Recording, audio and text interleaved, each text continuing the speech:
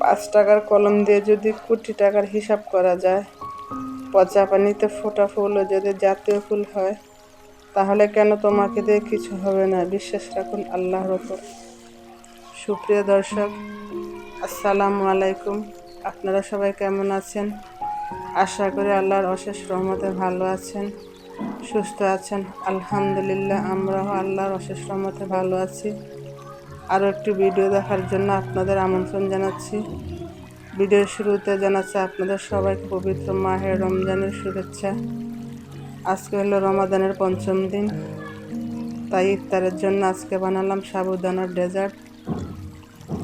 আমি এই ভিডিওতে প্রথম আপনাদের সামনে কথা বলতেছি, জানি না কেমন হচ্ছে আমার ভিডিও, আপনাদের কেমন লাগছে।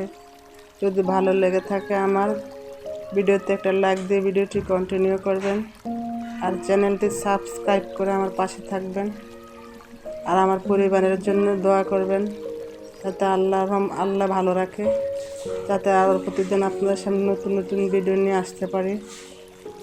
অসংখ্য ধন্যবাদ সবাইকে যারা এতক্ষণ পর্যন্ত আমার ভিডিওটি কষ্ট করে দেখেছেন।